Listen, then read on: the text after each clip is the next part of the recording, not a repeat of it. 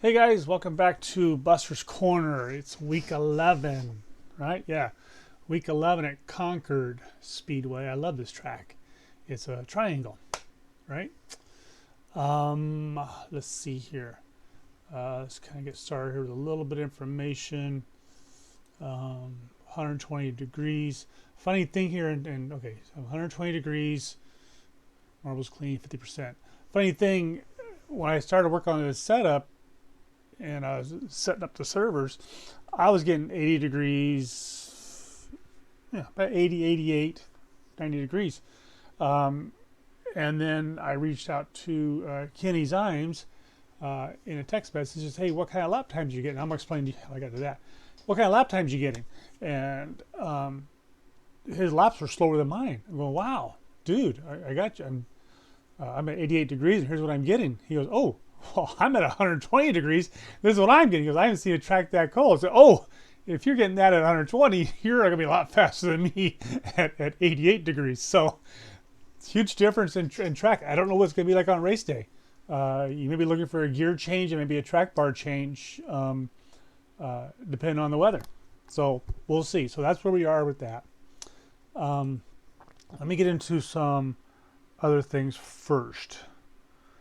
First, I'm going to say this is going to be my last video for SK or Tour mods. I'm going to step away from SK totally next season. I'm going to jump into the trucks. I'm going to run trucks and the Tour mods because there's not enough races anymore for SK and Tour mods. This is Saturday, Friday night. It was 7 o'clock my time, which 10 o'clock East Coast time, which everybody's back there on the East Coast. The kids are in bed, everybody's fed, mama's watching TV, he's having a beer, and he's not racing the mods. They're racing something else. Thursday night, 5 o'clock my time, 8 o'clock East Coast, everybody's fed, mama's watching TV, the old man should be at his computer playing, and there's nobody there. There was no race Thursday night at 5 o'clock. So the head count's not there no more, and you can tell by the forums too. When they got talking about next season's schedule for these two divisions, you've only got maybe 6 guys interjecting. Nobody's even watching them on the forums. So it's a dying division. So with that said, I'm going to go to trucks next season. Hopefully I'm going to do videos on just, better than stock truck setups type thing. And do some videos on that stuff. But as far as tour mods and SK, this is my last video on these guys. So with that said, what I'm doing, let's see what else is going on in the world. Let me show you something. Kenny Zimes just opened up his speed shop. So now the modified division is all full of speed shops. If you remember, Kenny used to do the setups for Ryko, and they parted ways, and now Kenny's doing his own thing, which is good for Kenny. I'm hoping Kenny, though, sees this video, and maybe Kenny starts working on trucks for next season, because I think the modifieds are a dying breed. But anyway, I like his website. He got a nice website. He's got a customer Discord. I signed up on that. I'm part of that, which is where, going back to on the Discord, I asked him, I said, Kenny, what are you getting for speeds at Concord? And he replied to me, I'm getting, I think he was getting 6s, 15 6s, 15 7s. And that's when I said, wow, I got you beat. I'm doing 15 5s, baby. And he goes, I'm at 120 degrees. I go, oh, I'm at 88. So, of course, I'm faster than you. Anywho, so you see the difference? That's what I'm talking. That's where this came from. So I reached out to Kenny and said, hey, what are you guys getting for times? And that's where I got that. Nice website, though. Nice website. I do like, let me see here. Is there, let's just go here. Setups. There's the setups for it. Combos. I like this one right here. He's got you can get both of them for $8, so that's $4 a piece. Season passes. Click on that. It takes you to the Discord if you want to do that. Contact us. Here, write him a letter. Dear Kenny, I like the way your dad drives. Ah, not just kidding. Okay, knock it off. Go back home. Okay, that's Kenny's thing going on. All right, what else I want to show you? Open up this. Okay, our custom paint sponsor, RR Autographics, is up there. There's Marconi, and he's got a 10% off everything for us. And Kenny threw up there. He didn't throw up. Kenny threw me a message giving us a 5% discount by using Buster's Corner as your promo code. So that those 2 setups for $8, and you're going to take 5% off of that, would be 40 cents. Would be $7.60 for 2 setups. Okay. Or you get 10% off or the Marconi setup. Like I said, there's a reason to have setup shops. I've nothing against them. So if you want to use them, use them. But with that said, a lot of times you get a setup from these guys and you can't drive it. And one of the issues I have found, because my brother Bill, we run this with my brother Bill, I have a direct drive wheel. Okay. Brother Tom has a direct drive wheel. Brother Bill does not. Brother Bill is running the G29. Brother Bill get a hold of our setups that are fast for us. He can't drive them. We're finding out that it's in the caster setting. All right. So a lot of times, and this is when I used to buy setups from Ryko and Marconi, I had a hard time. I always spin it out. Always too loose. Always too loose. Always too loose. It's that camber setting. They got it so low that I oversteer the car. A G29, if you compare the wheels to an amplifier on your stereo, okay, a G29 is 25 amps, okay, of power. Boom, boom, boom, boom. Okay. Now you throw in a 100 amp amplifier into that stereo system. You got much better clarity. You can hear the small tones as far as you hear the whole different range. The whole range is now increased. Direct drive, we can feel the bumps. We can feel the asphalt in our hands as far as what the front wheels are doing.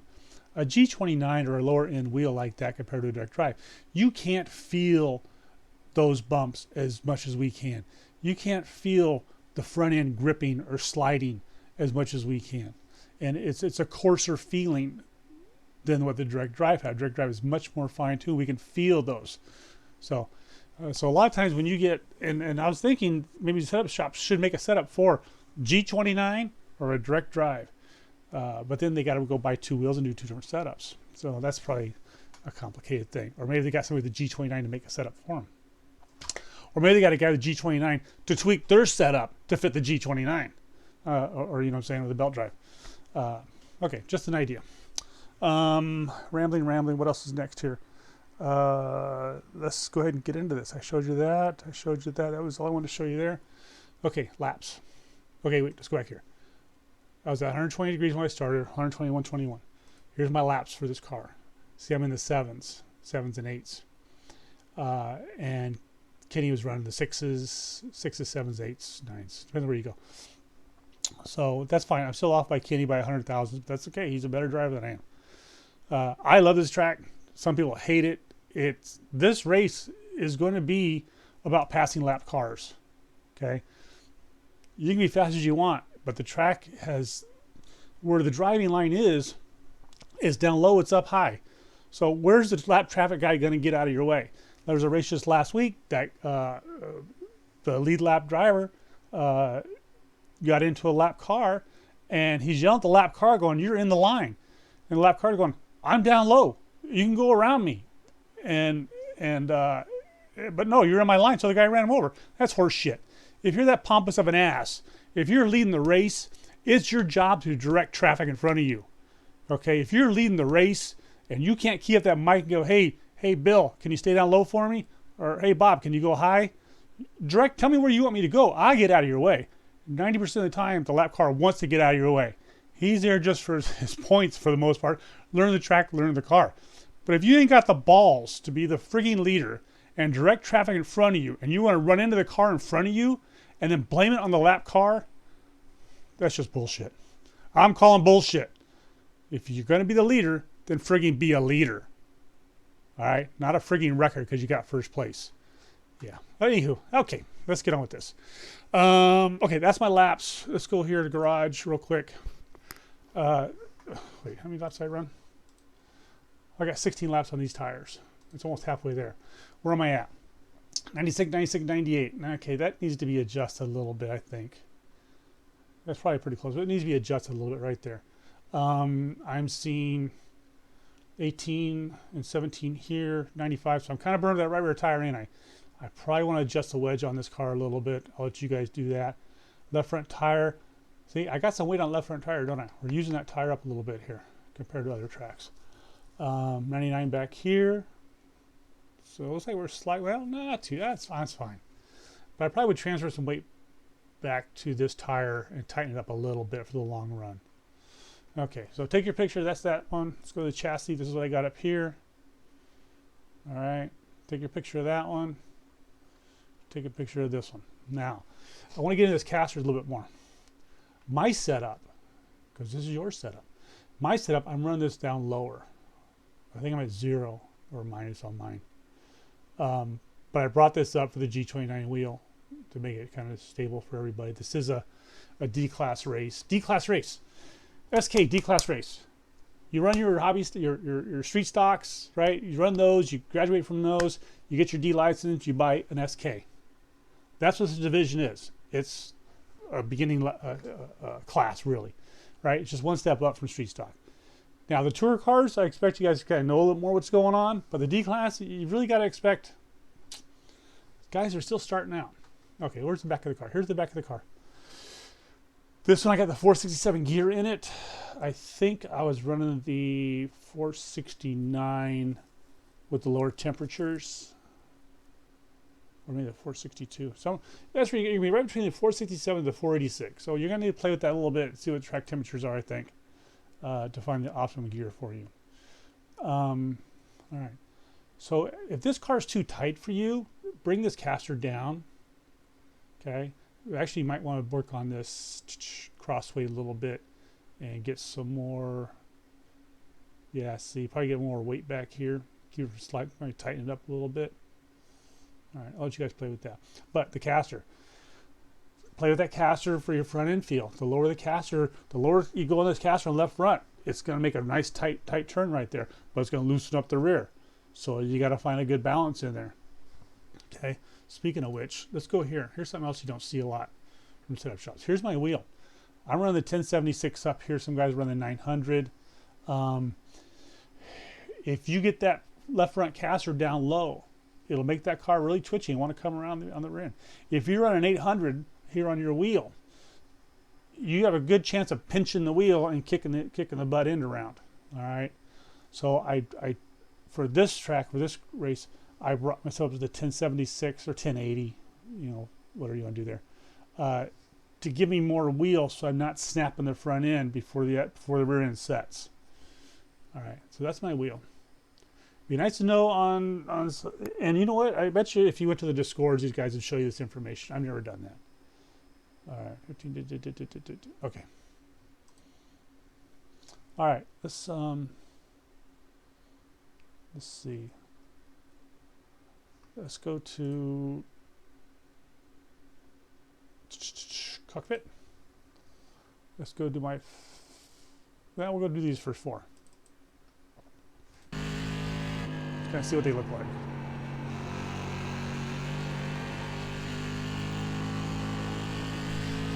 Now this is turn 3, probably the hardest one. You got to get that right through there.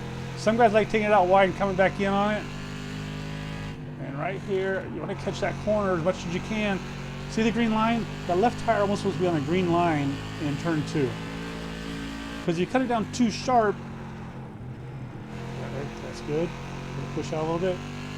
You cut this down too sharp. I mean, the sharper I get, the faster I get. Right there. That's the groove right there.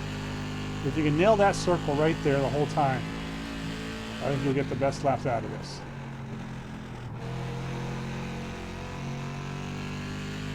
So with that caster, if you bring that caster down, especially over here in turn 3, 1, 2, count 3 turns. Bring that caster down. You can cut this in even sharper right through there and make a tighter circle through there. But you can probably also do it with raising the track bars here. Okay, that's that. Now I want to show you something else here just for kicks. I'll pull this lap up. Rear chase. Now I'm going to do my control F12. Go to the Y axis right here. All right, we're going to bring it right down like that. These don't matter. Just like that. I thought I had the one that I'm missing it here. There it is. That's the one I want. We're gonna watch the front end. Control F12. Control F12. Take this off. We're looking to see if this is hitting the ground or not.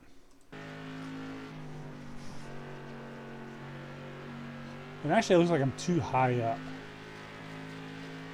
After all the changes I've done to this, it looks like it's too high. It could be down, boy, just a hair, huh? Maybe on the right side. Yeah. Well, you can play with that if you want to, but you've got room to play because I didn't leave you right down on the ground. Okay.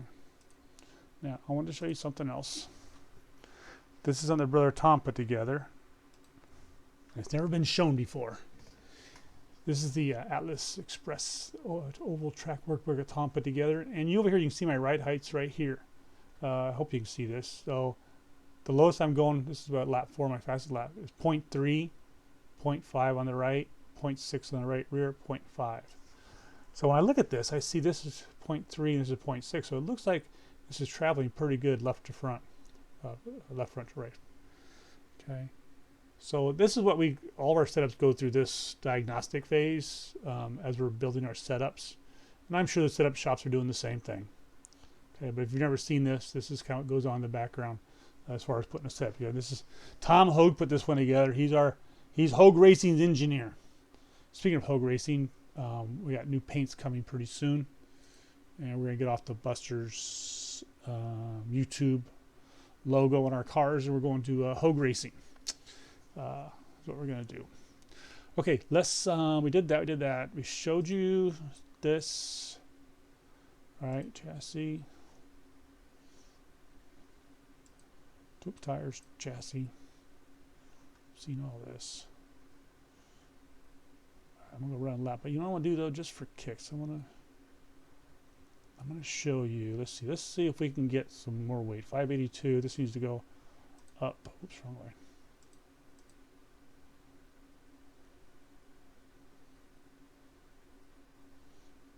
Right down to 10.8, did that. And I'm also going to do this, just for kicks.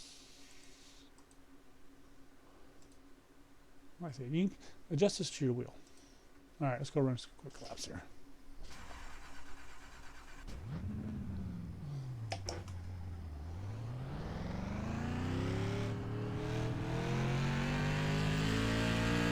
But then I was saying earlier, passing.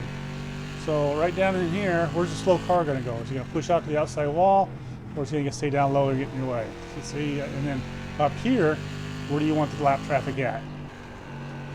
Up high or down low? Probably down low in that corner. I can probably get around him pretty easy. And that one there, it'd be nice if the guy pushed out of your way so you can get the inside line here.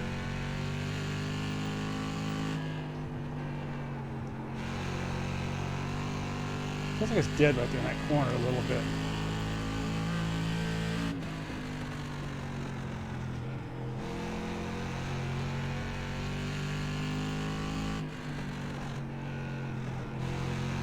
It started to come around me when I look off the throttle right there. The tires are full too, though, so we'll see.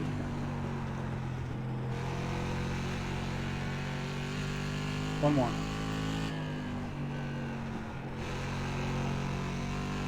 So I kind of hold that corner to the left front tire sets.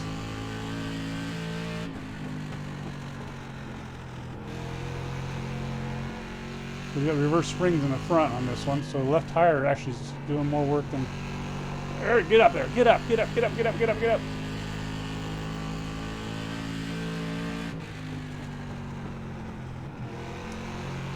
Green, green, green, green, green. 0.03. Fastest lap yet, baby. Okay. I don't know if the setup did that or if that was just driving. Right?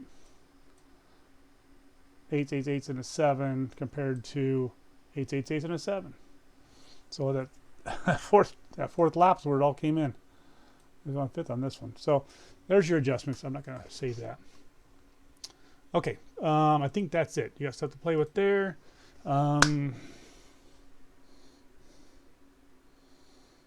That's it. If you know anybody that has good videos on the Gander Truck Series setups, please leave them down below for me so I can do some research on the trucks. And like I say, I'm going to start working on those. We worked on the Nashville, ran pretty good over there. And I'm working on the Daytona setup for next week. That's all I got. Okay, guys. Thanks for watching Buster's Corner. Please leave your comments down below. Matt, you should have had your shirt by now. Yeah, only give away one shirt. Did a shirt contest two weeks in a row type thing. I told 3 guys I'll send you a shirt. Email me your address. So the crowd's not there. The crowd's not there to support the channel. So okay, guys, thanks for watching Buster's Corner. See you around. Bye bye.